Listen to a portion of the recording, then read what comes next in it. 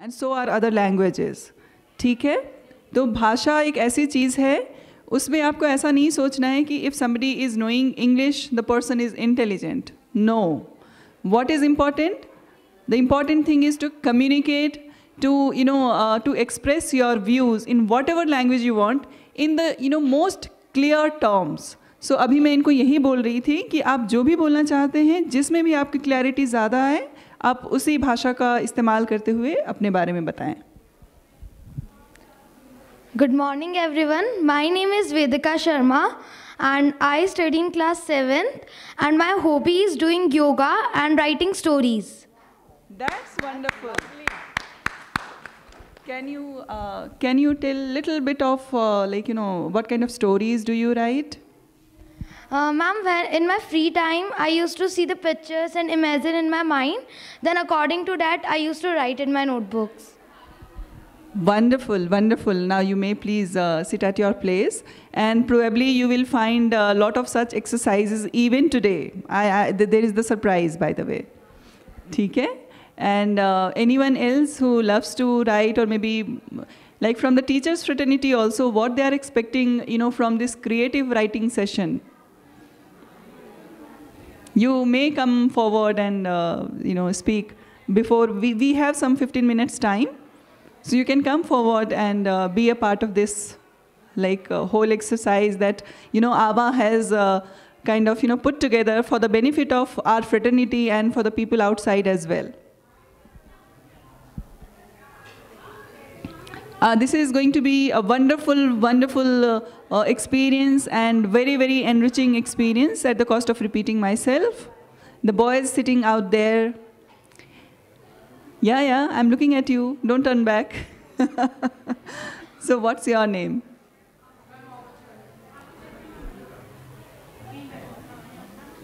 You can keep your bag there.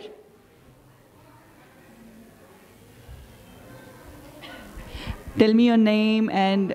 No. I'll give you the mic. You can introduce yourself and also you can... share what you want to pursue once you go in class 11th and 12th and then the future one in case if you have some plans. My name is Mohammad Shahir and I am from class 10th, Army Public School. My aim is to go in NDA and appear for NDA exam and to become an army officer. Thank you. That's really amazing, and believe you me, once you join army also, it's लोगों को ये लगता है कि हमने army join कर लिया, अब तो पढ़ाई से छुट्टी हो गई. नहीं, बिल्कुल छुट्टी नहीं होती है. और if you really want to excel in any field, you have to be very receptive, you have to be very communicative, चाहे आप किसी भी फील्ड में जाएं. And I am sure this session is going to be very helpful even in your pursuit of that. Believe you me. Anyone else would like to come and chit-chat with us? We still have some time, and I'm, again asking the ladies sitting out there. Anyone?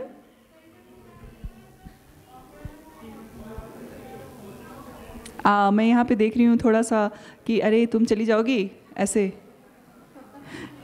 वो जो होता है ना लड़कियों का. Mrs Basu, आपने ऐसा कभी किया है? हाँ. मैंने किया है. हाँ, मैंने किया है बचपन में. अरे तू जाना ऐसे वाला. So I can see that part. In case if anyone wants to come and join us here, it's absolutely fine. आ जाओ बच्चे. It's going to be interesting, I'm telling you. ठीक है. Anyone out there? Communication, that is what we are going to focus on. Communication, imagination. Of course, English is going to be the language, but it's mostly about how to, bring all those things onto the page. That writing eventually. All right?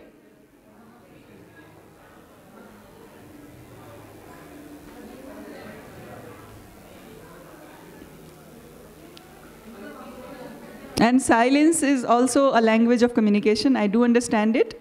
But right now, maybe we'll love to hear, more people expressing their ideas and more people expressing their expectations out of this session. I think it's going to help you, Sudhapa. Yeah.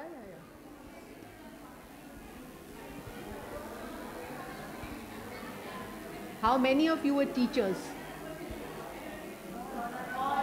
Oh, lovely. So you must be so used to addressing large gatherings.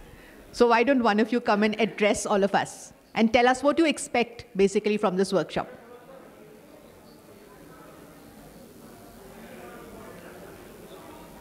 Your students are also looking back at you, expecting that my ma'am will come.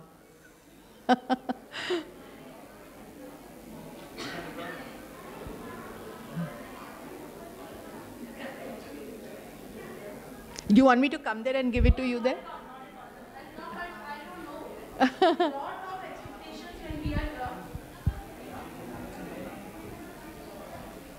Good morning, ma'am. Good morning, ma'am. We are expecting to have some good skills, to develop some good creative skills, though I'm a literature teacher, I'm an English teacher. So creativity is my cup of tea. But then how to write good, how to think, I think we are going to talk about all this today. Yeah?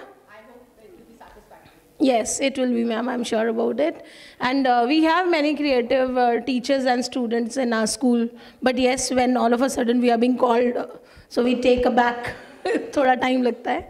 So just looking forward to learn something more. Thank you, ma'am.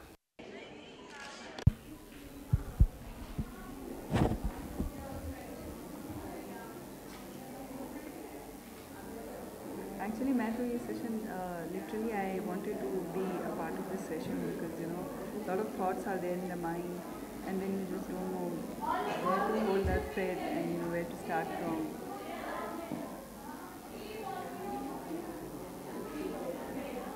Where is Aarti? She was supposed to. She gave me a call saying that I'm on my way. I mean, some time back, 15-20 minutes back. Acha.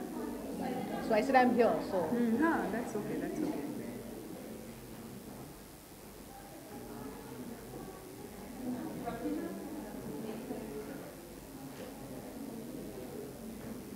mostly they are from schools. Yeah, because and I wanted more children. Host and moderator for this session, Aarti. Yeah. We have still some time, so it was more like just getting to know their expectations, Aarti.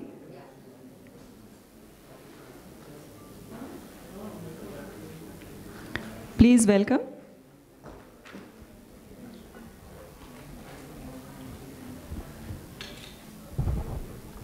Good morning.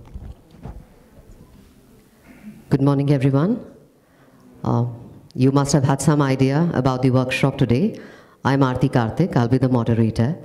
So before introducing the author and the poet, I would like to say, my thoughts. As you learn to clarify your thoughts and emotions more efficiently and accurately, through creative writing, you will communicate more efficiently, a skill that is extremely important in all areas of life. Practicing creative writing is a lot more than just improving your grammar, vocabulary, and spelling. When you engage in creative writing, you are stimulating your imagination and thinking outside the box, which teaches you how to think more innovatively and push boundaries. And both are really valuable skills. Now, without much ado, I would like to introduce you to one of the most talented and imaginative writer, Mrs. Sutapa Basu.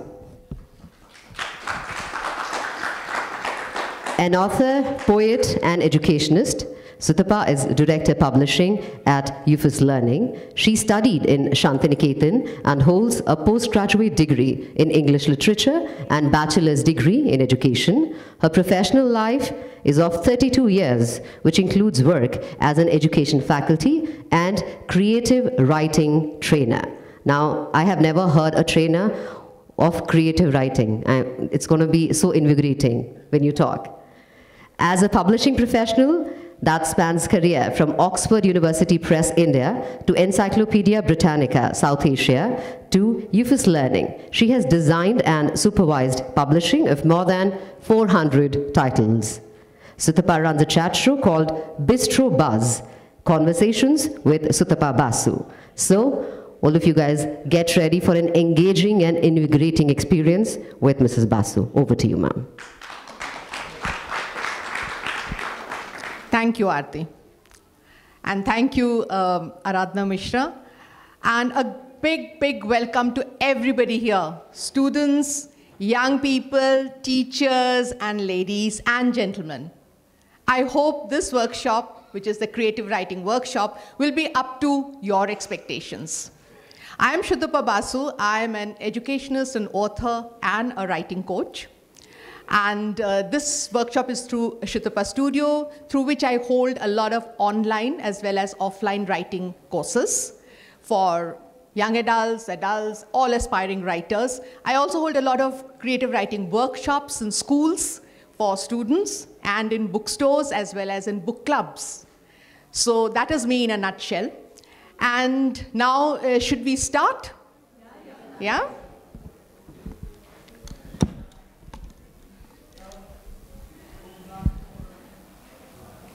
So,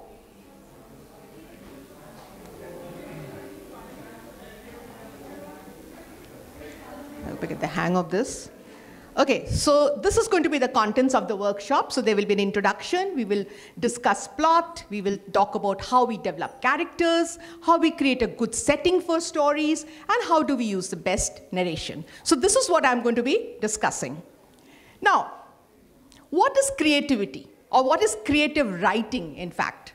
Creative writing is using your own imagination and creativity to write in a way that is personal to you.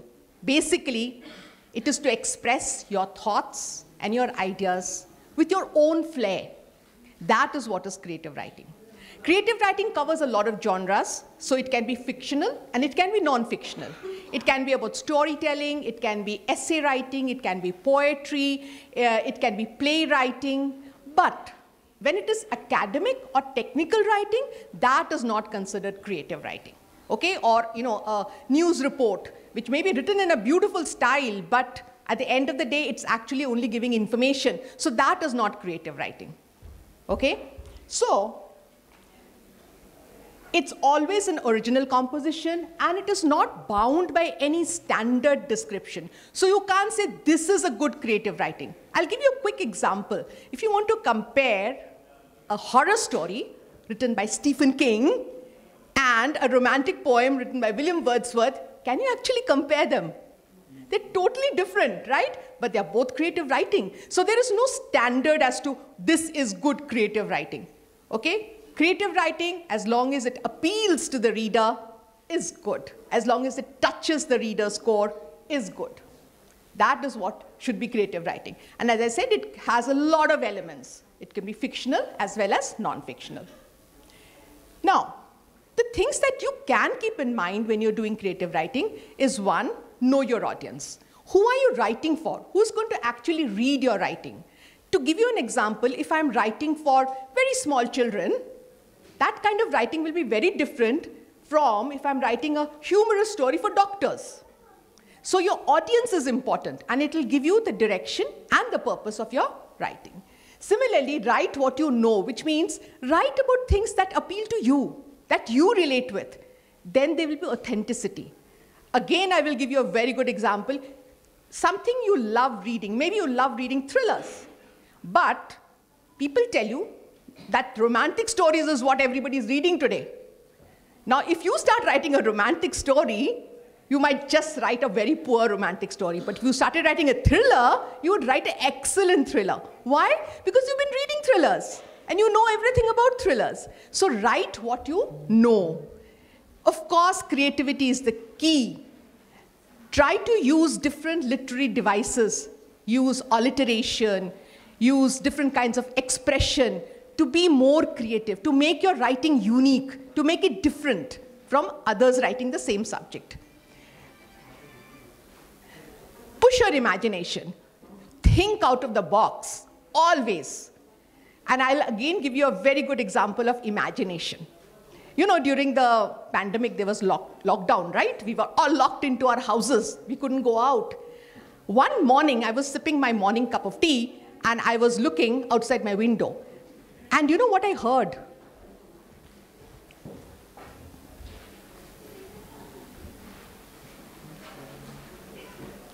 And do you know what I heard? I heard an orchestra. This orchestra were the birds that were singing outside my window. Other days, there would be traffic. There would be so much noise that I would never hear the birds. And this is the time I heard the birds. And they were flying about and they were singing. And suddenly, my imagination triggered. And do you know what I felt? That the birds were actually mocking me. You know what they were telling me? Look, you are now in the cage and we are free. So you see, because of your own fault, because you don't follow the laws of nature, you are in a cage. You are locked up. And we are the ones who are free. So that was my imagination working, right? So if your imagination works, you can make a story, you can create a story about anything. I'll just wait till everybody settles down.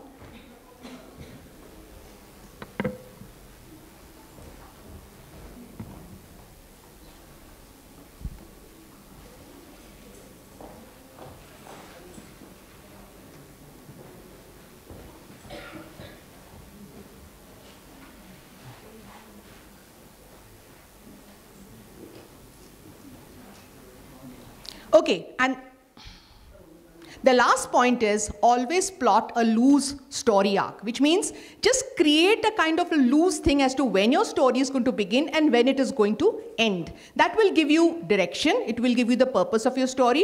It will help you to go in a right pace, at the right speed, and to not add superfluous content. So these are the few tips that I can give you when you start writing a story. So what are the elements of a good story? You need to have a plot, which is a series of events. To give you an example, a boy is walking on the street. Some men kidnap him. The parents go to the police station. The police rescue the boy.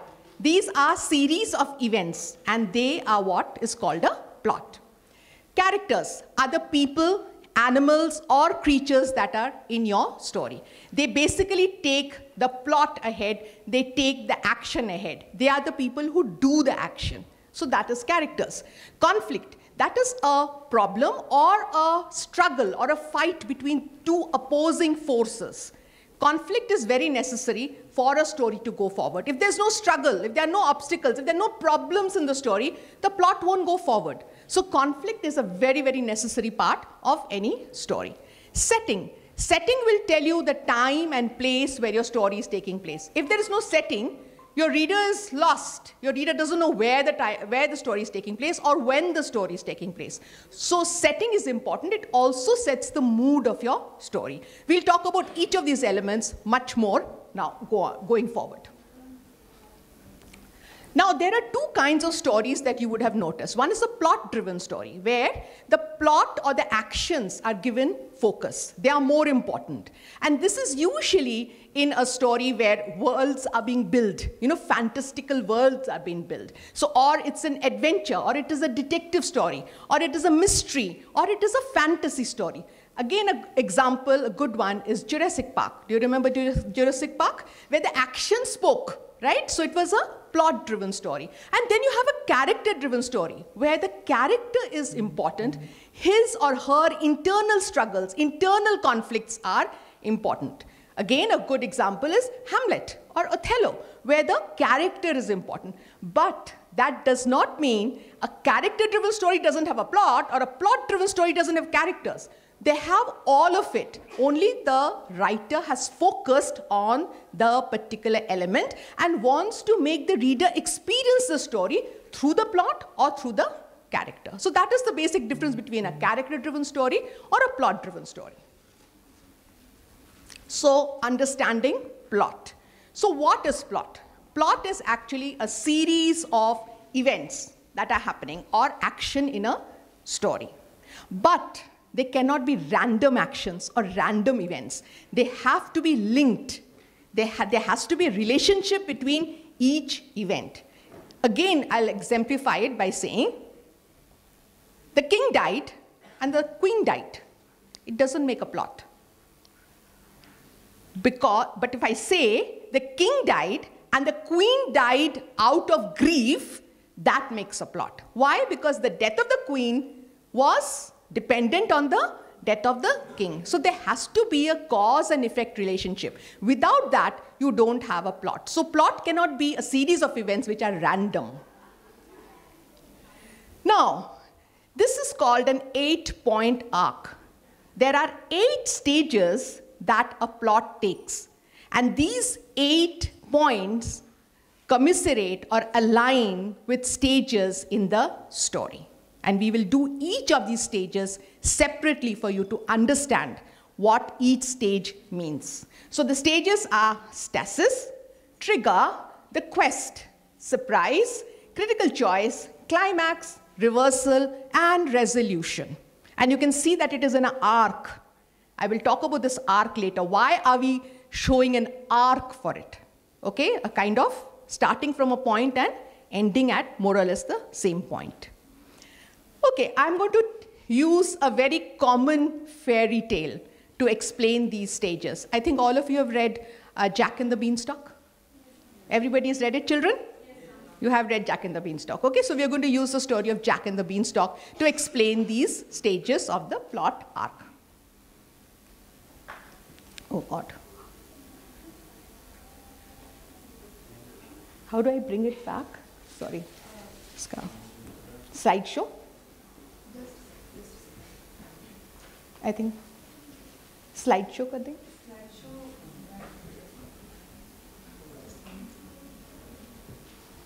Anyway, I'll continue. I just want them to read it. Yeah.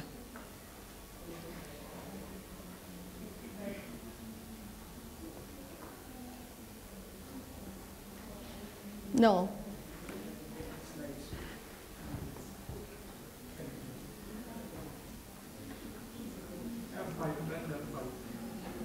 Just do the slides on the top or at the bottom. Yeah. Yeah. Thank you. So, here starts the story of Jack and the Beanstalk. So once there was a poor widow and her son Jack. They had a cow called Daisy, and the Daisy would give milk, and the milk they would sell in the market, and with that they would buy the food that they would eat. So obviously they were very, very poor. Now one day Daisy did not give milk, and so the mother told Jack, go to the market and sell Daisy. Okay? So this is the stasis of the story. Why?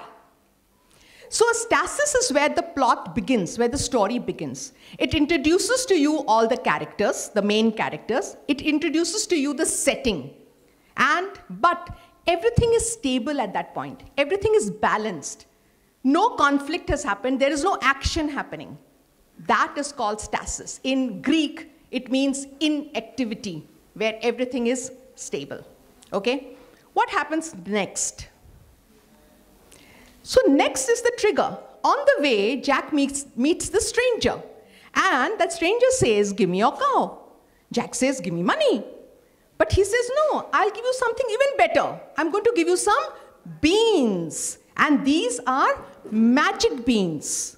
The moment he said that, what do you think would be going around in Jack's head? Yes? Yes? What do you think he will be? Ma'am, he think that what's there special in that beans? Exactly. He will be thinking, what is the magic of the beans?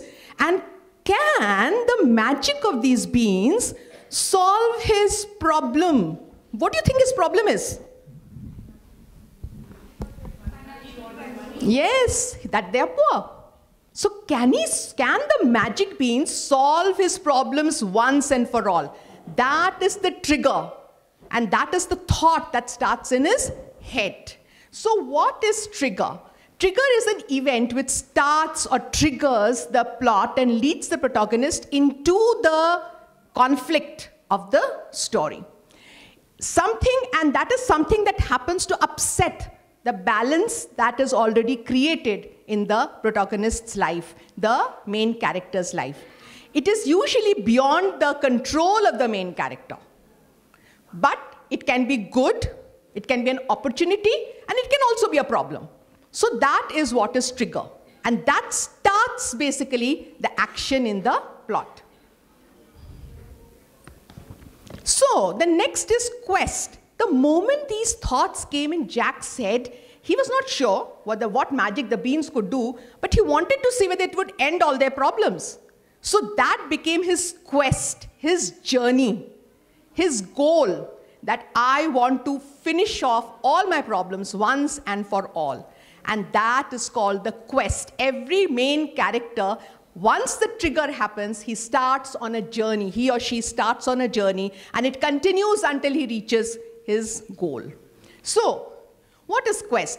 Now, the protagonist has a goal.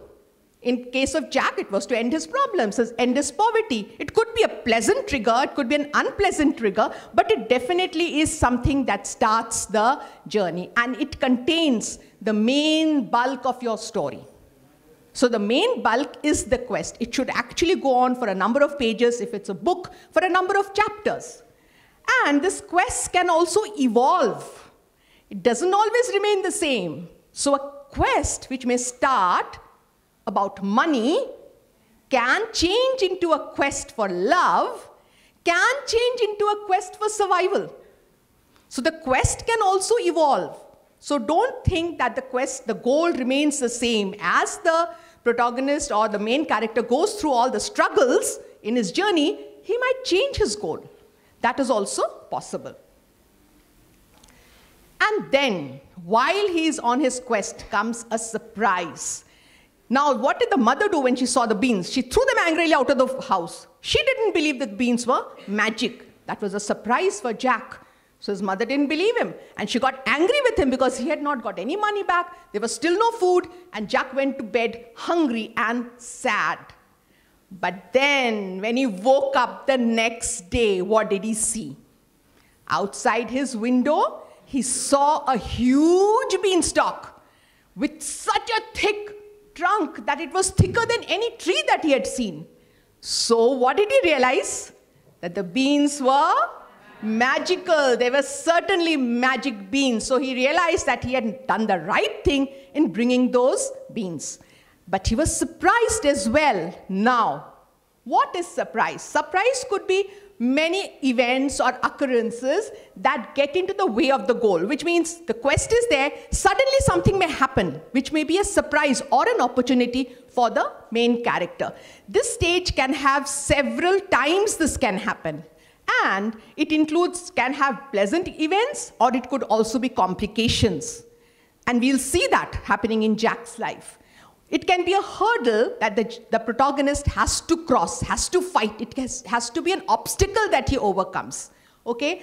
Surprises cannot be random, or they cannot be very predictable, but they must be logical. They must be a consequence of a previous action.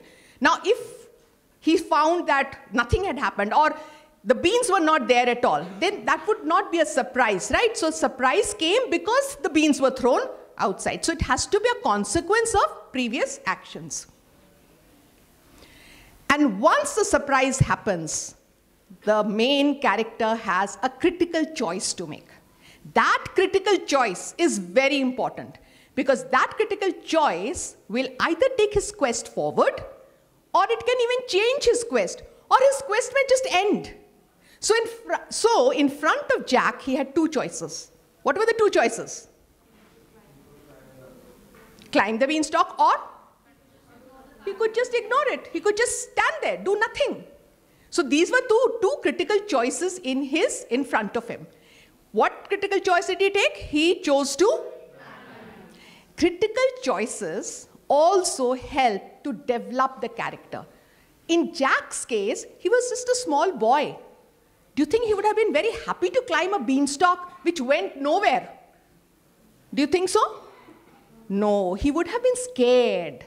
But what did he do? He overcame his fear and decided to make the choice and climb the beanstalk. So, is Jack developing? Yes, he's becoming bolder, right? So, the critical choice is also helpful in developing your character, bringing out a hidden trait in your character to the reader. Okay? So, After journeying through many obstacles, your protagonist will make a significant choice. That choice is very, very important. And they may also face the greatest obstacle. From that point, he will have to be forced to make a choice. What is he going to do? It's also a decision that the character to take a particular path, not just something that happens by chance. It doesn't happen by random. It is completely the character's choice, whether to take this path or that path. Choosing between good and bad, good but a hard path, and a bad but an easy path makes all the difference. Making a choice that can be wrong and can end a story in tragedy. For example, Romeo and Juliet. Romeo decided to commit suicide, thinking that Juliet is dead. He did not find out whether Juliet is dead or not. And so the story ended in a tragedy. So sometimes bad choices can bring about a tragic end in a story. And as I said, character development usually happens at every critical choice he makes. Now, there is not one critical choice. There will be different surprises as the quest goes on, and every time the protagonist will make a critical choice. So, something like this. When Jack was running away with the harp and the hen, what did the harp do? He started shouting, "Help, master." It was like a surprise. He never expected that the harp was going to start shouting, isn't it? And was it a good surprise for him? No, it was a bad surprise. Again, he had a choice. He could have just left the harp and the hen and run away. But did he do that? No.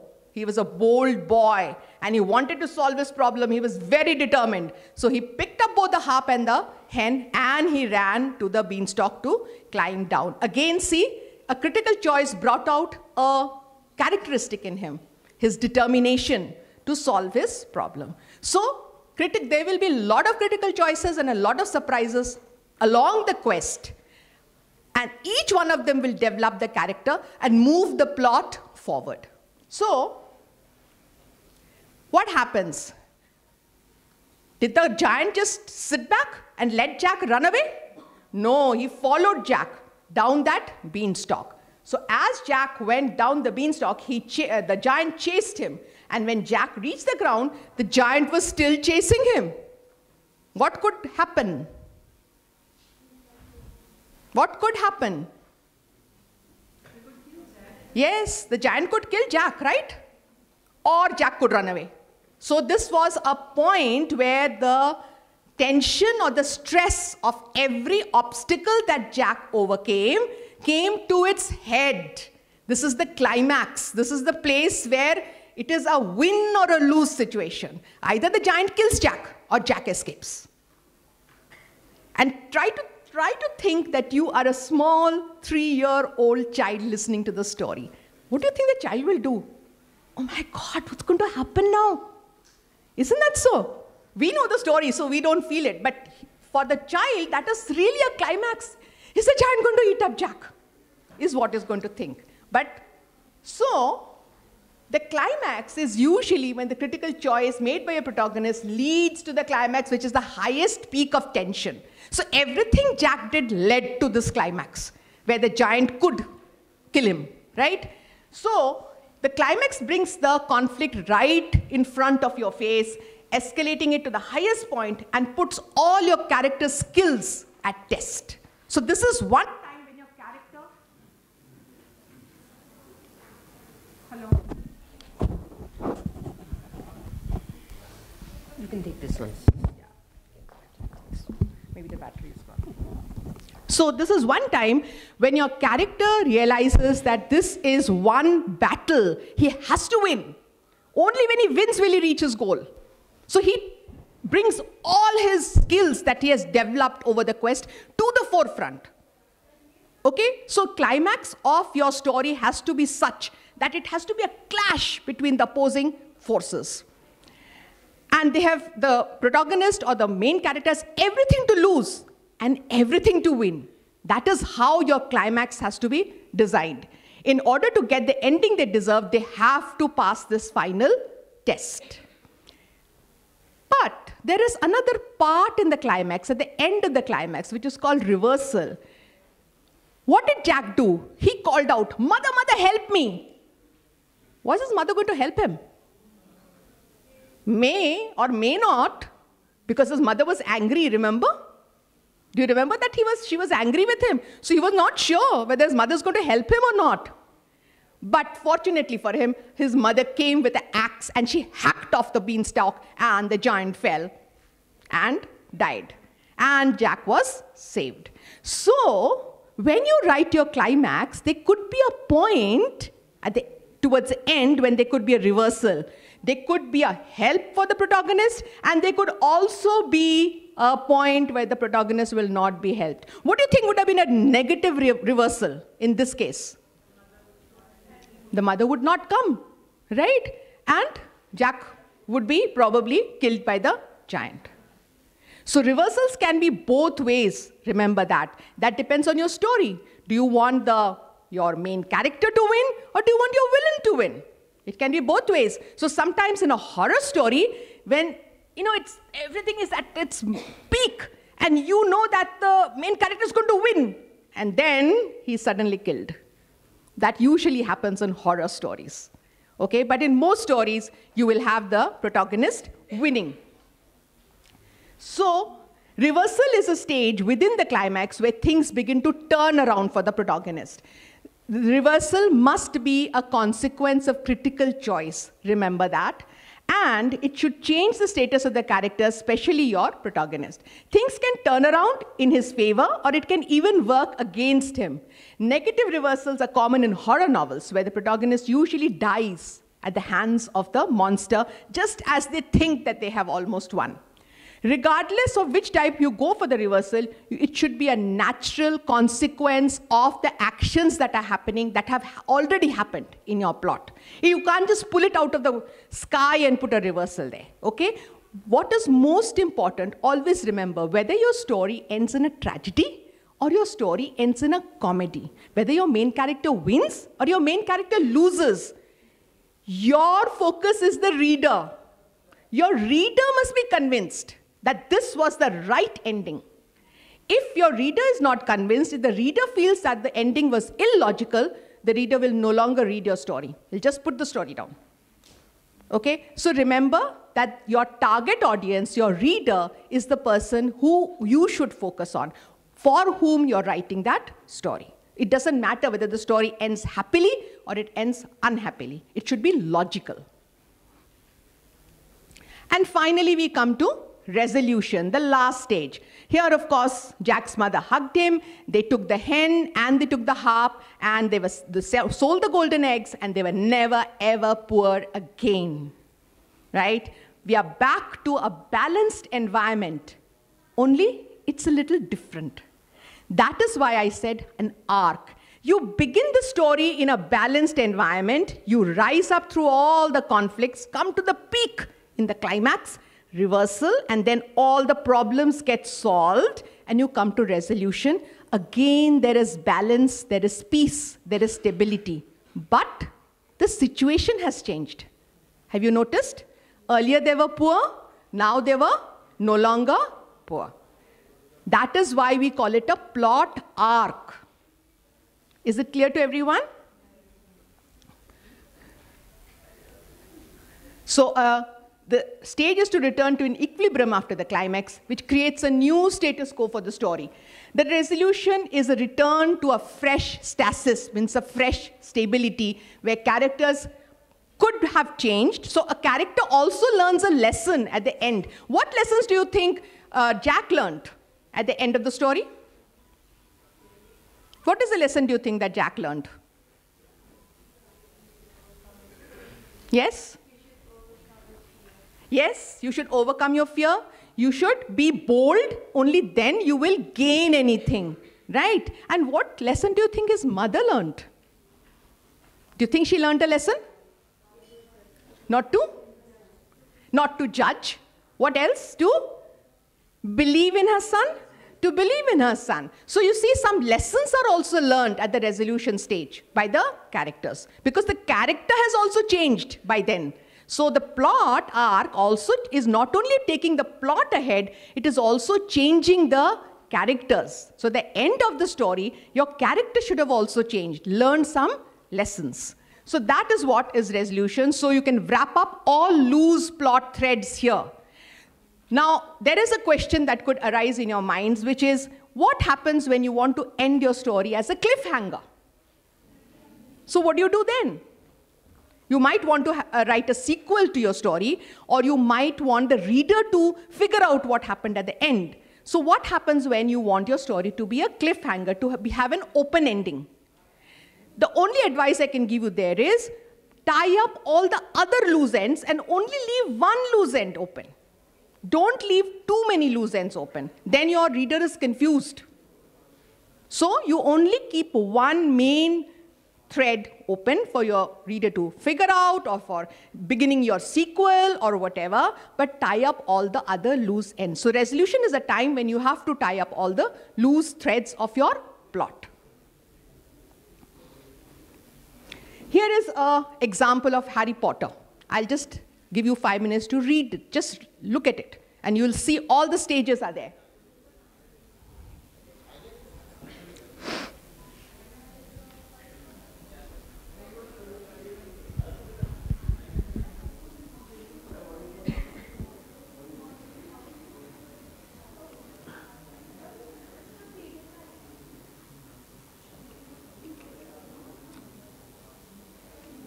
Are you able to see? Yeah. Please come in. Come.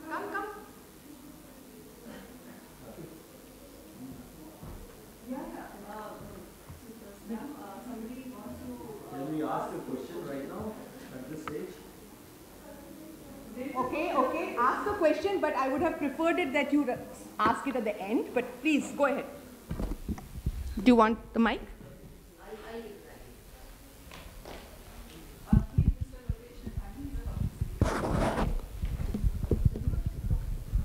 So thanks so much, ma'am. That was very insightful, because I'm in the process of writing my book.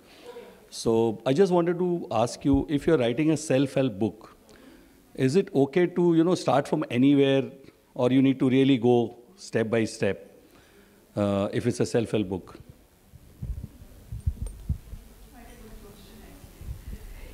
Mr. Nathani, right? Thank you for the question. A very good question. How do you start writing any book? It could be fictional, it could be non-fictional. What is your aim when you're starting to write the book? What is your aim? You want to draw in your reader, right? So I would suggest, and I have seen this happening so many times, start with the most interesting anecdote that you can. Doesn't matter where it is happening in the story. You start off with that anecdote, bring your reader in, and then you begin with with the stasis, where everything is stable, and then go on with whatever your plot is, your story is. So I think a good thing is to start with a bang. Okay? So I will give you one quick example. You can see one of my books is Padmavati. And the moment you say the name Padmavati, what comes into your mind? Rajasthan. But Padmavati specifically? Johar. Very good. So I have started this book with the Johar. The scene of the Johar, the gruesome scene of the Johar. It's a very short description, but oh my God, everybody said, wow. Because it just draws your reader in and makes hits it in the heart of the reader. That's what you need to do. That's the best way, I think, to bring a reader in. Okay, so I think all of you have read this now. So we are going to do something. This is your turn now. Here is a story. Very common story again, 3 little pigs. I want you to divide this into the 8 stages. So stasis, the stages are given on the side. So all you have to do is divide this story, just the story as it is, into the 8 stages. Can you do that? I think most of you have got something to write on.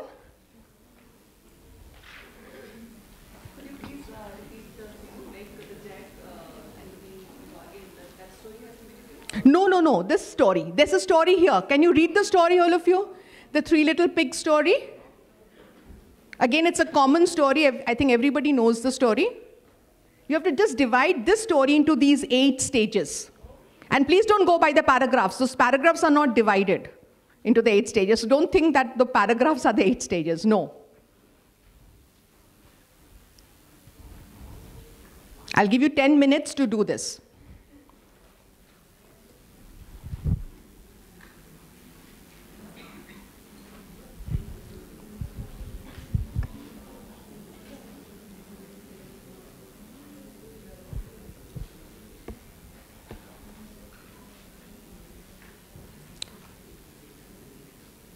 Are you able to read it? Yes, yes, yes, yes.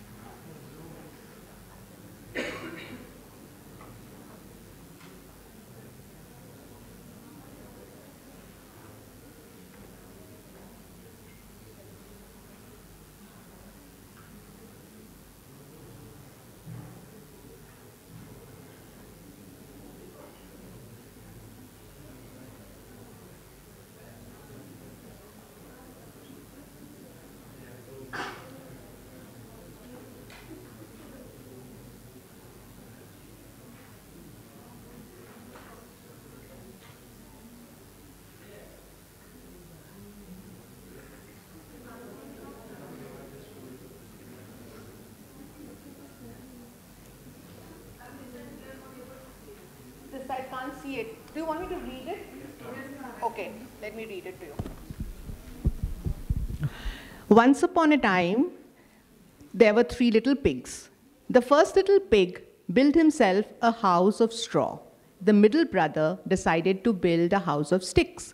But the third pig, the oldest, decided to build a house of bricks. He wanted a strong house as he knew there was a wolf who liked to catch little pigs and eat them. After building their houses, the pigs sang, "Who is afraid of the big bad wolf? Tra-la-la." Just as the first pig reached his door, came the big bad wolf. The little pig squealed with fright and slammed the door. "I'll huff and I'll puff and I will blow your house in," roared the wolf. As he blew the little straw house down, away raced the little pig to his brother's house of sticks. The wolf was really angry, so he followed the first pig to the house of sticks. The wolf roared, "Open the door, let me come in."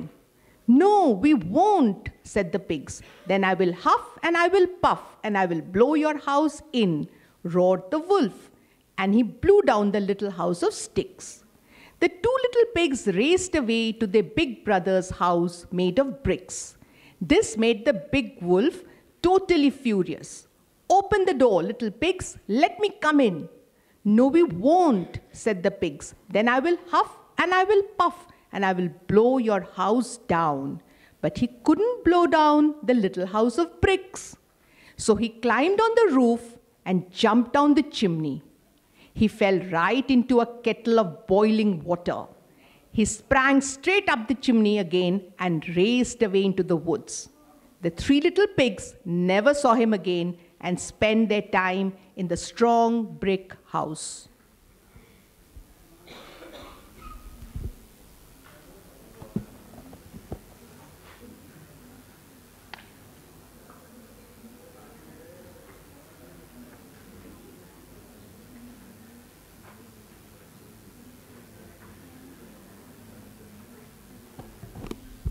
At least write some of the stages. Maybe you are a little confused about some.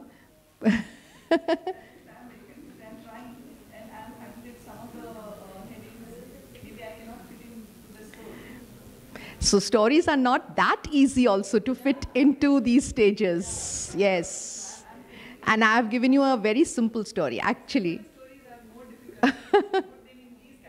Exactly. I have written, Mrs. Dasu, but I've written all The next one will give you the solution. The next slide is going to give you the solution.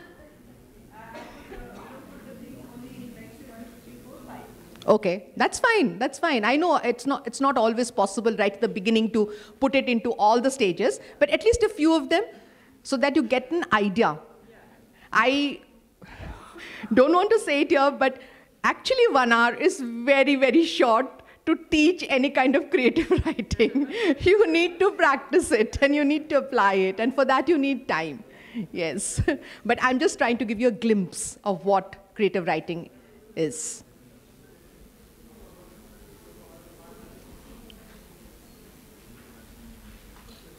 I love it that the students are all analyzing it, discussing it.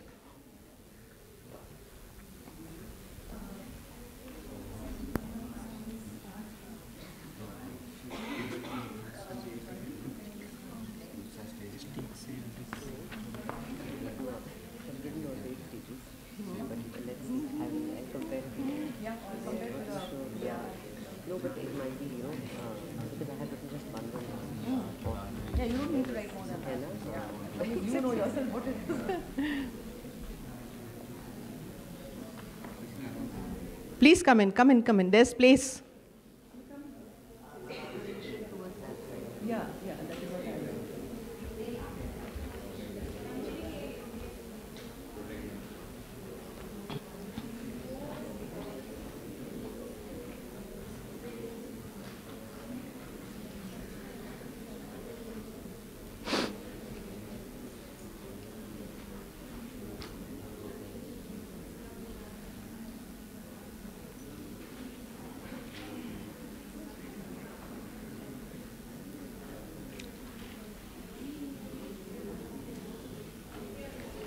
I'm just waiting for the students who are very keenly writing down. I'm so happy to see that. Especially a storyteller.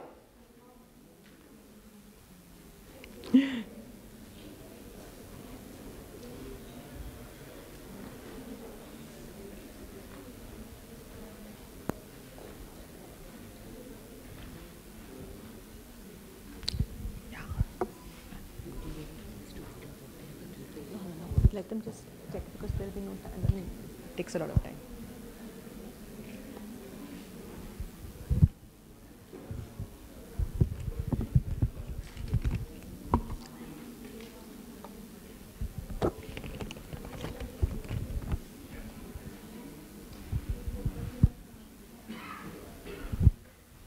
Do you want to take a look at the solution?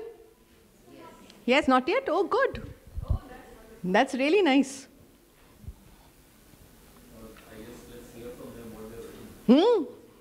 Some of them. I'll tell some of them because it's difficult to get everybody's input.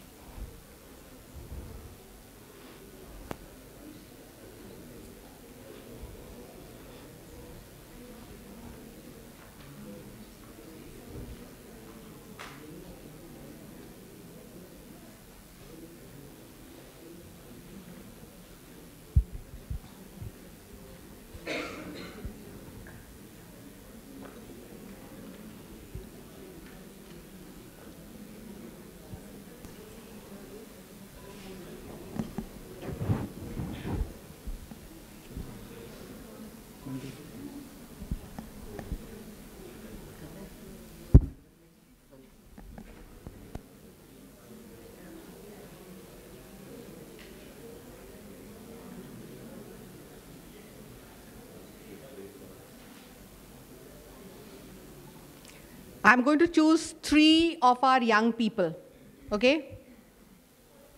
Ones who are writing industriously. So storyteller, shall we have you? Doesn't matter how much ever you've written, okay? And will you also come? Yes. Come. Who else? Sorry? Yeah, from that side. Okay. I wanted one of the boys. Have any of you, do any of you want to come? Who has finished writing? You have? For this? Have you finished writing this? You've written notes, right? So, do you want to come and talk about it? No? Who wants to come and talk about it? Come on, Army Public School. You people are supposed to be leaders. Come, come.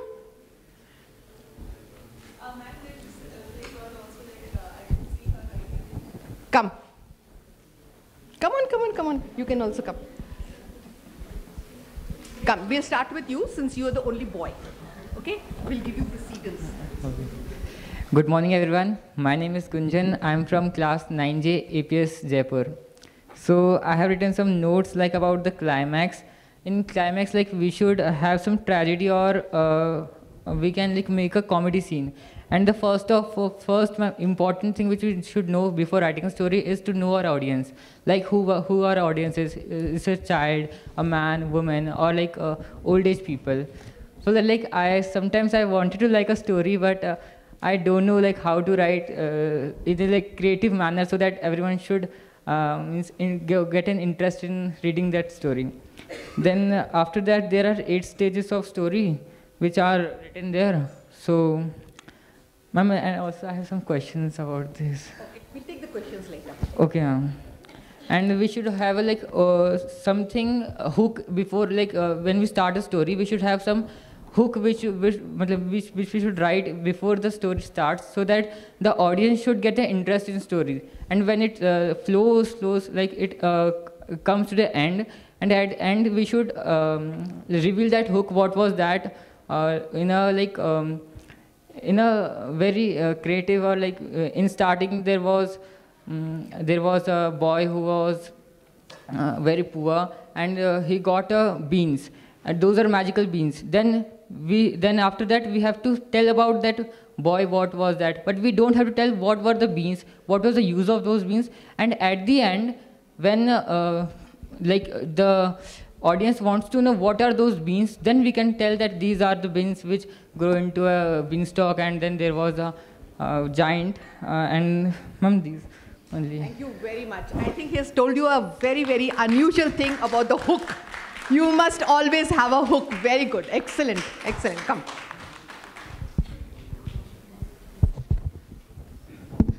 Good morning, everyone. I'm Ishal Bindra. I'm from 9th grade, and I'm from Army Public School, Bathinda. So I may be wrong with my analysis, but here's something that I've got. So the story starts, it tells us about 3 little pigs, and they're living quite peacefully. The trigger over here is that they build houses of different materials. This ends up in a conflict where the eldest brother says that we should build a strong house, whereas the others are satisfied with their choice of material. The quest over here is that when the wolf finally enters and the pigs need to save themselves from the wolves. Then the surprise is that when the wolf blows away the first house, which is made up of straw, one of the pigs, he runs away to the second pig's house, and they realize that the wolf is strong enough to blow away the house of sticks as well. So this is as a surprise to them. And then when they run away to the third brother's house, the brother has a critical choice over here. That is to either save his brothers or live all alone. And so he makes the choice to save his brothers, and he lets them in. The climax of the story is that the wolf thinks that he is strong enough to blow the house down, but then he isn't. The second choice that a wolf makes is to climb up the house and enter from the chimney. But the reversal over here is that the wolf falls into the boiling water. The wolf does not realize the cleverness and the smartness of the third pig. And the resolution of the story is that the 3 little pigs never saw him again, and they lived peacefully all by themselves. Thank you. Lovely. Excellent analysis. Very good. Very good. Thank you.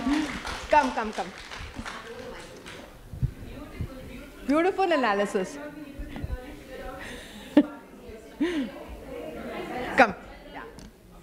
Hi everyone, I'm Tanisha Joshi and I'm from St. Xavier School, Jaipur. I love the analysis that she presented, but according to me, so the stasis would be that there were 3 little pigs, and then when it comes to the trigger, I think it's that they wanted to build a house. And the quest would be that the third pig wanted to build a house that was that would protect him from the big bad wolf. And so the big bad wolf entering into the story would be the surprise. And then he would make the critical choice of going to his brother's house of sticks to seek help. And then I think the story goes on. I'm not too sure about the rest of it, but I think when it comes to the resolution, it's the last part where they never see him again, and they spend their time in a strong brick house. As ma'am said, the resolution should always tie all the loose ends and sort of bring the whole story together. So I think that's the appropriate resolution. Excellent, Thank you. excellent, excellent. Thank you, thank you, thank you. Good morning, everyone. My name is Vedika Sharma, and I am from Gate 7. So, according to me, my story is like this, that the main thing in status was about introduction, who are the main character in my stories, like the 3 little pigs and 1 big bad wolf. Now, second thing is trigger. Trigger is that they are deciding that we have to make that first pig decided to make a house with a straw, and second decided to make a house with a stick, and third one decided to make a house with bricks. So now the quest in this is that the third one is how we can say more minded than all of the 3, because he is deciding for the safety of his other 2 brothers, which are not able to think that we have to make a house for a safety, not for a choice. Now next thing that is surprises, the wolf decided to come in his house that she want to eat all 3 little pigs. So then the house is made of, we can say, bricks, so she can't come in the house. Okay, so now she decided to come in the house with, she came in the chimney, and then she, suddenly she fell down in the water which was boiling. Okay, so now she was not know. Okay, so we can say that the wolf was in dilemma that what she has to do in that. Okay, that he was in both situations, now she has to go or not. So she was there in dilemma. Now, the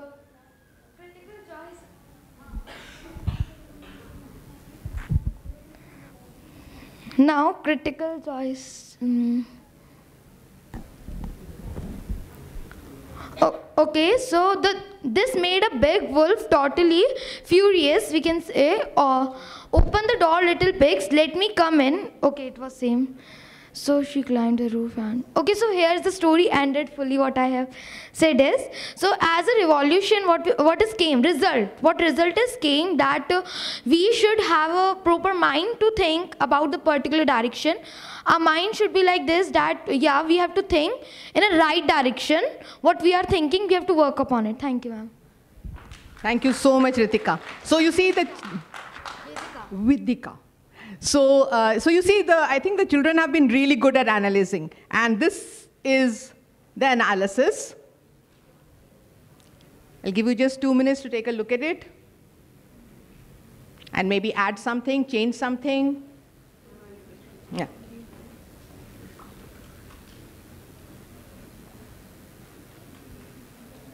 So don't you think the trigger is when the pig starts singing? Tra-la-la, what can they do to, and the wolf really gets angry. Okay, I'll show you, kind of a thing.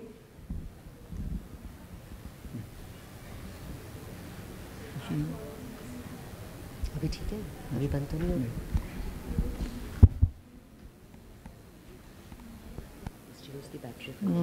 battery must have gone. Okay, so shall we go forward? Should we go forward? Okay.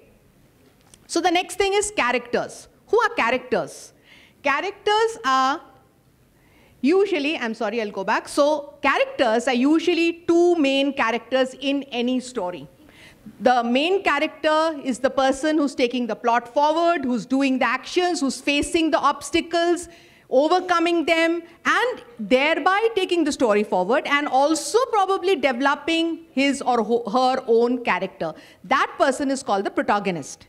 And there is another main character who is the person who's opposing the first character, creating all the obstacles, creating all the hurdles in the journey of the first character, and that character is called the antagonist. So the protagonist and the antagonist are the 2 main characters of any story.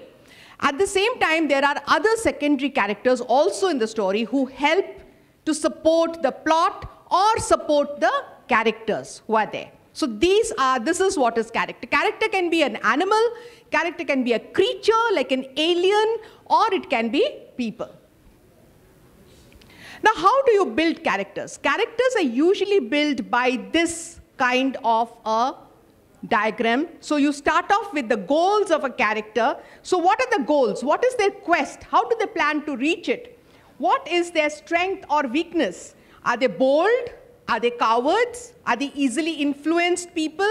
Are they judgmental? Are they balanced? What is their physical appearance? Are they tall, short, slim, bald, curly hair, bulbous nose, thin lips? All that is the physical appearance.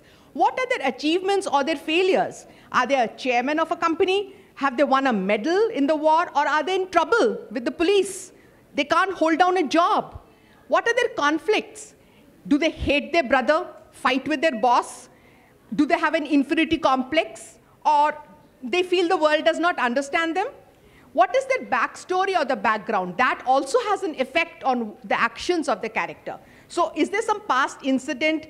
Maybe he has come out of jail, or he comes from a broken family, or maybe he has a painful divorce. And what are their fears? That they will go back to jail? That they will never have a job again? They can't control their inner problems? What is their worldview? Do they believe hard work is the key? Do they believe the political affiliations of a certain party? Or does nature speak to them? Or what are their behavioral traits? Are they introvert, or are they very social people? Or do they have rage issues? Are they shy, or do they walk with their head in the clouds? So all this, if you can answer all these questions, then you have developed your character. Okay? Now, next thing is characterization. What is characterization? That is how the author is showing the character, exposing the characters to the reader. That is characterization. That can happen in two ways. One is direct characterization, where the author is telling the reader what that character is like. So it's like, I'll give you an example. Karen is bright, energetic, and helpful. So you're just describing what Karen is directly. Another one is, while Jill loved Bradley, she knew she was not the marrying kind. What is the author doing here? Telling that Jill had some internal conflicts. She liked this man, but she was not going to marry him. So the author is telling you that. Now, what is indirect characterization? In indirect characterization, the author is portraying the characters by some incident, some way of telling what is happening to them. Again, I'll give you an example. Supposing the author writes, the student bit her pencil and was shaking before she entered the examination hall. What is she saying? That she was a nervous student. But he's not saying it directly. He's showing these actions to explain what the character is like. So it could be actions, it could be appearance, it could be dialogue through which the author is showing the character. So you can say that direct characterization is when the author tells about the character. Indirect characterization is when the author shows what the character is like. So there are two ways that a character can show it. Okay? Now, so what is conflict? Conflict is a challenge or that is between two forces. So this has to happen inside a character. Unless there is conflict, unless there is obstacles, the story doesn't go forward and the character will never reach his goal. So conflict is absolutely necessary, and it is also important to keep the viewers engaged. I just spoke to him and said, how can you draw the reader in? So you can draw the reader in through these conflicts that you create in the quest, in the journey. Also, conflict will help the character change. I just showed you how conflict helped Jack change. So conflict will also help the character develop. So character plus want plus obstacle is the conflict. So here is the character, what does he want, what is the obstacle in his path? That is what is conflict. What are the different kinds of conflicts? So you have character versus character, which is the most commonest conflict, like Harry Potter and Voldemort, right? Batman and the Joker, so the fight between them. Then you have character versus society. Sometimes a character may rebel against parental urges. Maybe the parents want something, the character doesn't want it and he rebels. Or rebelling against a society. For example, I don't know how many of you have read To Kill a Mockingbird, in which the lawyer is fighting the societal ideas that the black is guilty. So this is the way that you can have a conflict between character versus society. Character versus nature is supernatural. So when character is fighting Mother Nature, usually survival stories are about this. Maybe a person is escaping from tsunami, or a person has had an air crash in a jungle where there is nobody. How does he survive fighting nature? So that is usually nature versus character versus nature. Character versus technology is when technology, anything that human beings have made, has gone out of hand and started acting on their own. So usually these stories are about what is the difference between human beings and a machine. How does a machine think and how does a human being think? So those kind of stories, science fiction stories, basically are stories where you have a conflict between character and technology. Then you have character versus fate, where character can do nothing. Fate is leading him on. For example, the story of Macbeth. So it is fate which has made him into a murderer.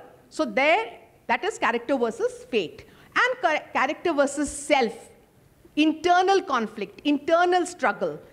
Sometimes the character wins over the internal struggle and becomes a better person, and sometimes the character starts off as a bad person, starts off as a good person or a very strong person and descends into madness. A good example is Lady Macbeth.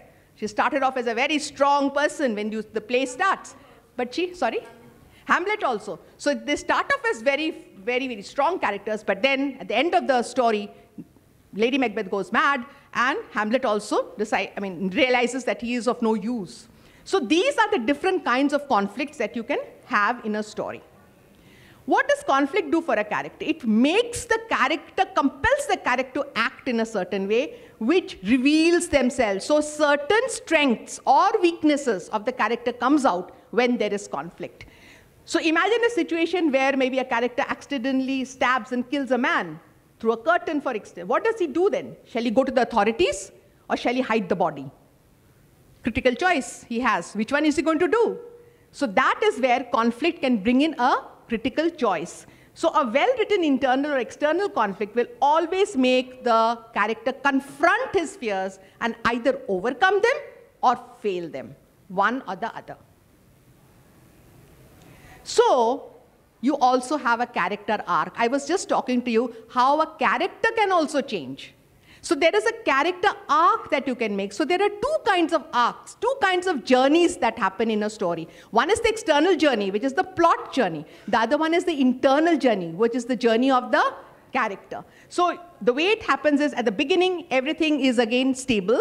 And then there is self-discovery happening through experience of what the character goes through, the conflicts, the obstacles he overcomes. Then he comes to a realization where the character changes. And then again, there is stability or balance. So this is the character arc that you can see over here. It's like a map.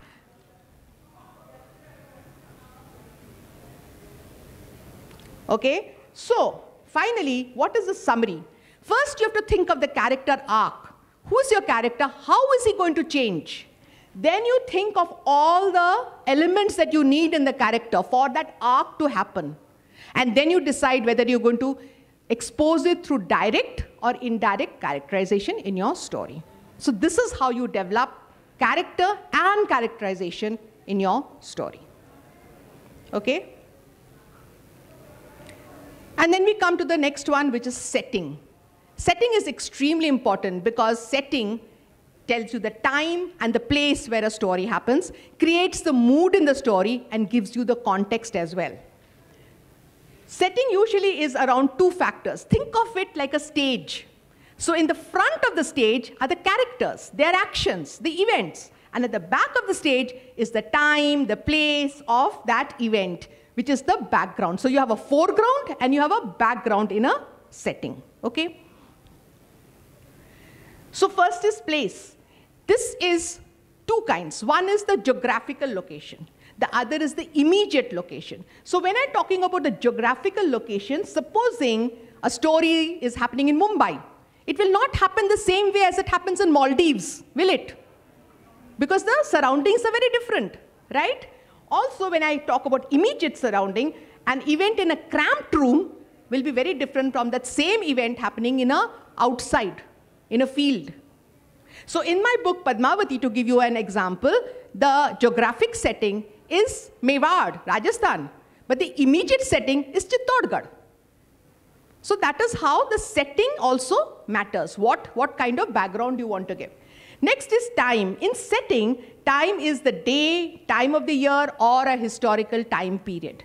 So where are you putting your, you can put your story in the future, you can put your story in the past, and you can put it in the contemporary. So you have to probably show buildings or landmarks which make the reader understand, oh, so this is happening in this era or in this time, right? Also, sometimes time can be shown through language, through customs that could have happened during that time, okay?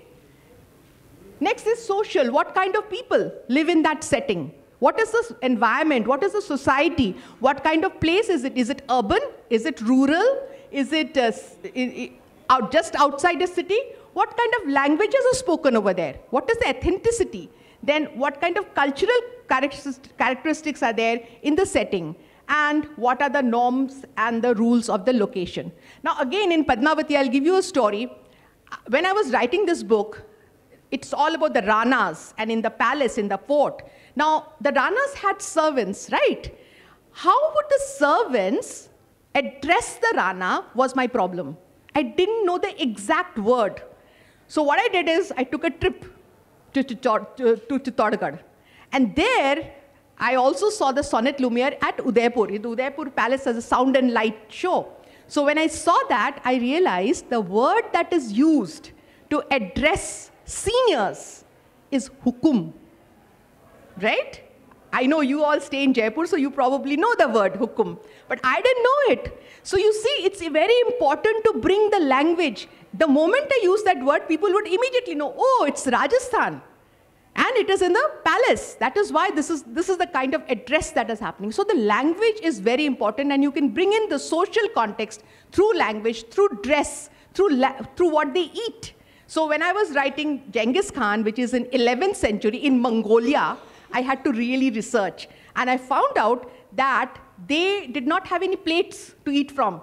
They would sit around a campfire, they would put an animal there to, roast, and they had knives. They would just cut through the knife and eat from the knife itself. That is how they ate. So those kind of customs, when you speak up, when you write about them, it gives you the context and it makes the whole story so much more interesting. One beautiful way to do it is through the senses. So, you know all the senses: sight, hearing, smell, taste, and feeling. So any place you want to talk about, if you can use these, how does it taste? What does it smell like? What does it taste like? You will be able to create the images, the pictures in the reader's mind. That is what is setting. How can you create a picture in the reader's mind? So now we are going to do something. So here is a way to do the setting. See, you have time is past, present, future. I'll give you some time to just take a look at it.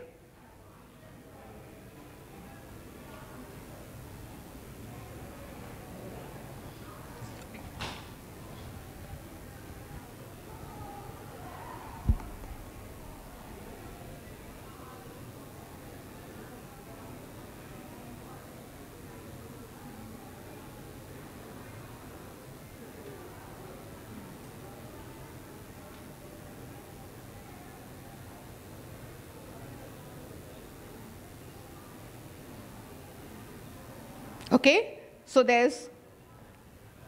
you need to do research for it. Very, very important when you do the research for that. And sometimes you can even draw a map to help you understand, just like we drew a map for the character arc. You can draw a map like that. And sometimes you might also want to use real settings. So for Nadir Shah, the Curse of Nadir Shah, I have used Old Delhi. Most of the action is happening in Red Fort, which everybody knows. But the details of the action are imaginary. They are stories. But the actual setting is Red Fort. So people can imagine Red Fort. Also, you all must be knowing about Nadir Shah's massacre of Delhi. He stood in the roof of the Sunheri Mosque. The Sunheri Mosque exists. If you go to Old Delhi, you can see Sunheri Mosque. So he stood on the roof of Sunheri Mosque and he gave this order. And that's how the massacre of Delhi started. So all these authentic, real settings help the reader to understand it better, to relate to it better. So anybody who has seen these places would immediately relate to them. And that is what you need. You want your reader to be a part of your story, right? So this is your turn. Here's a picture. All you have to do is write 5 sentences quickly with the 5 senses. See, hear, feel, smell, and taste. Just very short sentences. You don't have to write long paragraphs.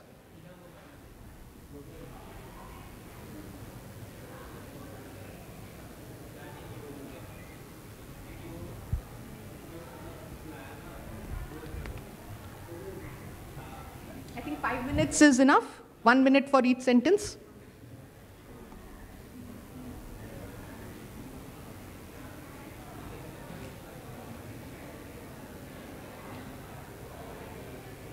First person, whoever is the narrator, does not know of a certain event, he or she can't talk about it to the reader. So event may be happening somewhere else, but until and unless the narrator gets to know about that event, he or she can't talk about it. So that is the limitation. So sometimes when there is a story with many characters, it is difficult to write it from the first person point of view. When it is a story which is character driven, remember I told you there will be character driven plot. So when it is a character driven plot, it is much easier and much nicer to write it from the first person point of view. The next person that is most commonly used is the third person. The reason is, in the third person point of view, the author is like God, who can see everything that is happening under him and can describe everything. He can go into any time, any space, get into any characters inside any character, talk about any character's internal conflict. Sometimes even talk about something that is going to happen in the future to the reader, which the characters in the story don't know. So that is why third person is the most commonly used point of view. And usually when there's a large cast of characters, it is better to use the third person point of view. The second person point of view, you, is rarely used. It's difficult to maintain it because it is very difficult, and very few authors use the you point of view, the second person point of view. And usually beginners do not use that. It's easier to use the third person point of view. So this is one part of narration, the point of view. How are you going to relate your story to the reader? Yes? I think maybe can we progress towards the question answer? Yeah, I'm just looking at my watch. Just 2 more minutes, I'll finish off, yes.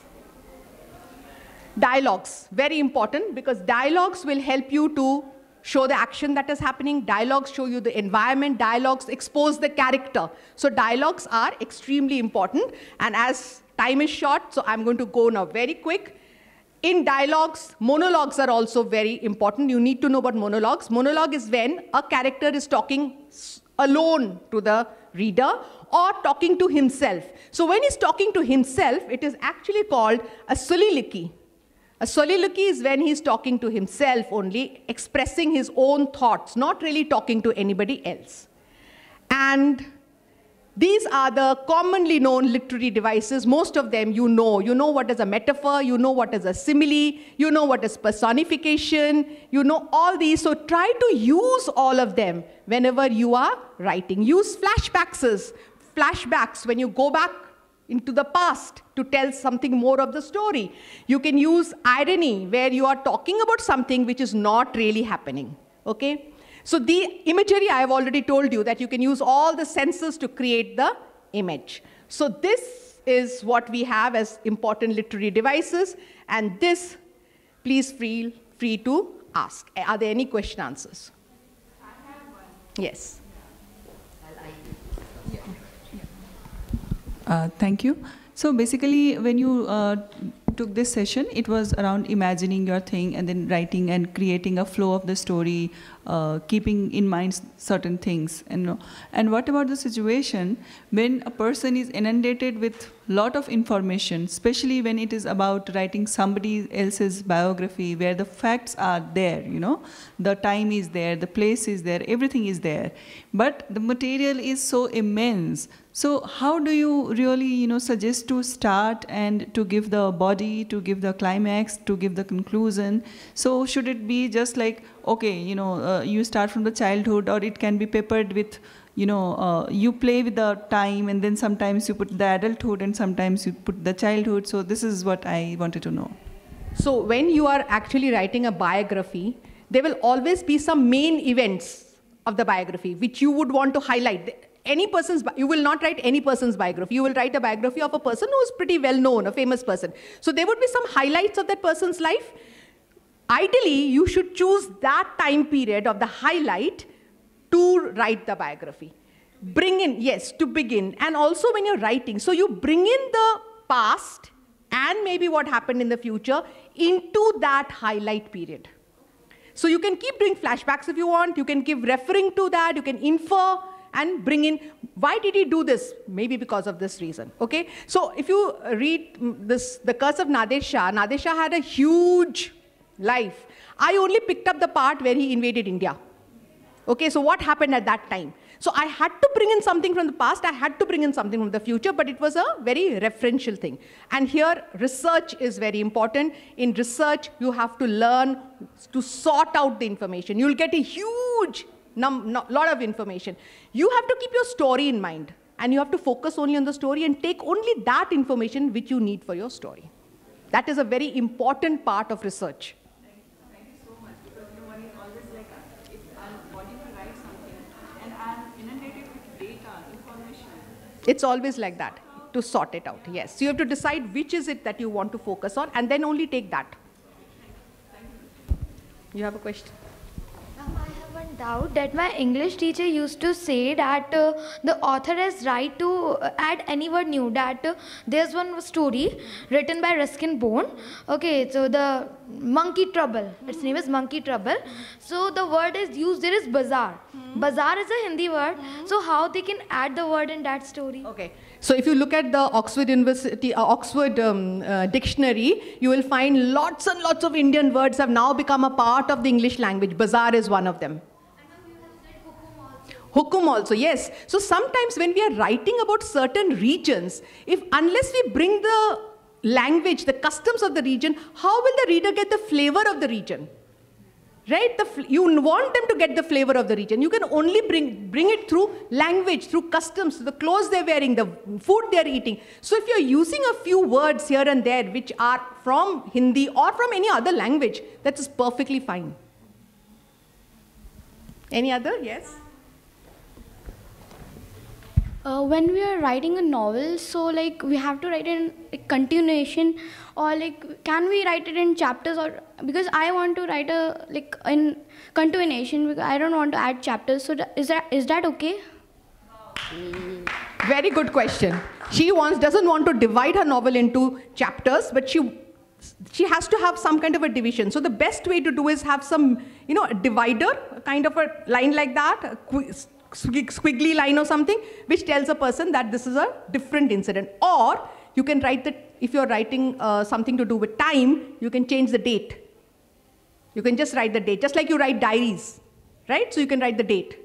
So this is the way you can show that a different event is starting. Wait, I'll give her the mic up.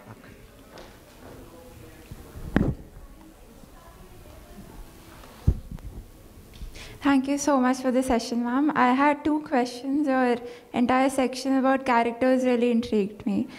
So first of all, when we're talking about the physical appearance of a character, what is your method of describing that? Because I've seen when we use a lot of adjectives and, that gets very redundant at some point. So what is your method of describing a physical appearance? So sometimes what I do is I take up an action which the character is doing, something like flicking his hair. So he says that and he flicks his hair. So if I do it 2-3 times, immediately the reader is able to picture it. Another very nice way, especially when I'm doing it in first person, what I do is I take my character, maybe my character is getting dressed to go somewhere, and she looks at herself in the mirror, And what does she see in the mirror? And she will see it critically. Usually when we see ourselves in the mirror, our reflection, we are critical.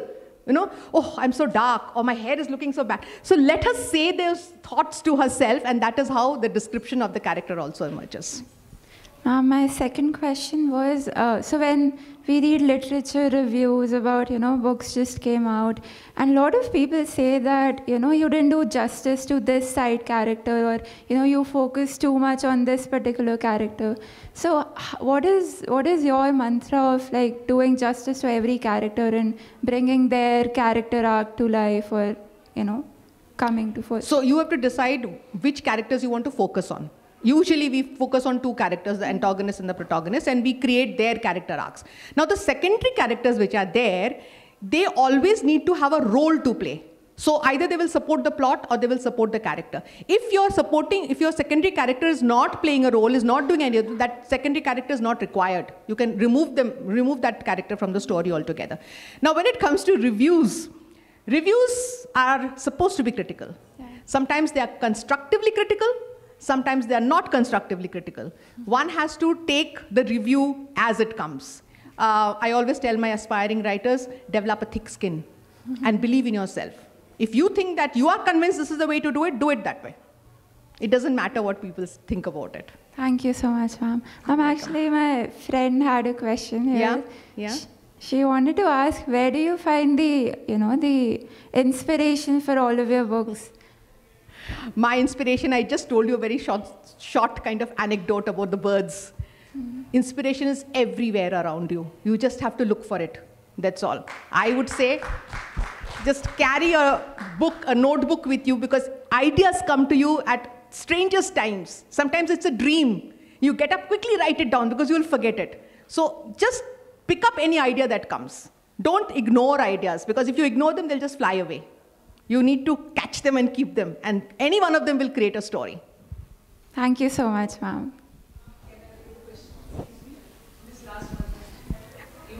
Yeah, I think so. Hello, ma'am.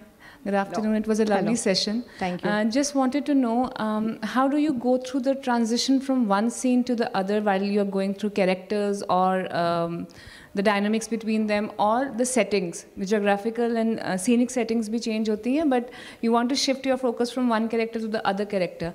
How does that scene transition happen? What is the thought process behind it? Best is to have another chapter for the next character, for the other character that you want to talk about. The very nice way, one of the children used the word hook.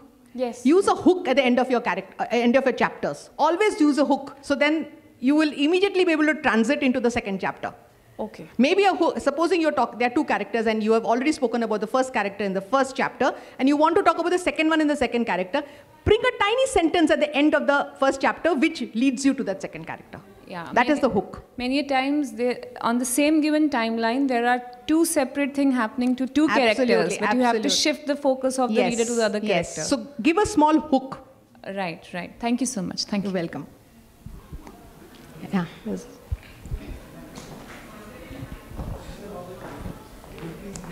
Can we just have him? He wants to ask something. Ma'am, we've seen that with the influx of digital media and everything coming in. So, like, what do you feel that after writing so many books, that you feel these books need to publish on the e-media and as well as the physical, because the attention span of the youngsters is reducing, and now they're getting a lot of social media attention. So, and apart from writing a thick volume of books, so would you suggest that something of shorter read or shorter stories would be a better one so that to get a better attention span of the young generations, ma'am? So there's nothing as better or bad, because a short story is also very good, and so is a long story or a novel. What I've described here works for a short story and works for a novel. Now when you talk about attention span, there are audiobooks. You can listen to books. Many of my books have got audiobooks. You have the Kindle versions where you can read it anywhere you want to. The only difference, and which I would like to talk to young people, when you read a book, the difference between reading a book and seeing a movie is the movie is the director's platform. He will make you believe whatever he wants to. But in a book, You're free to imagine, you're free to reflect, you're free to think. And that is something I think young people need to get into for their future. If they need to be, you see how beautifully they analyzed it, because they are still in that analytical mode. If they don't read books, which helps them to think, to go over again the same sentence and think, did the author mean this or did the author mean that? To interpret it themselves, that's important. That's why I think books are important for young people. Right, thank you so much.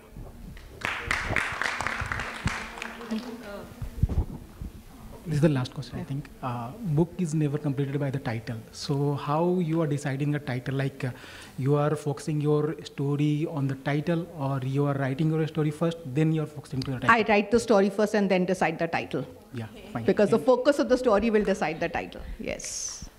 Okay, thank you, Mrs. Basu. Thank it was you a so wonderful, wonderful session, and I'm sure that all the audiences really, have a lot of takeaways from your session. Thank you so much, everybody, for patiently being here and taking part and participating in this session. I'm so, so delighted to be here and getting this opportunity to interact with you. I'll be sitting here for a few more minutes, and if you want to pick up my books, I can sign them for you. So anybody who is interested, you can come and take it, and I'll sign the book for you. Thank you so much. Thank you, Mrs. Basu, once again. I would just like to say that the next session is going to be on empowering yourself to articulate your aspirations. It's going to be taken by the counselors who are qualified to tell you. So I think that if you have some time on you, please join this session in the next 20-25 minutes. It'll be starting in the next 15 minutes. Thank you so much for being a lovely audience.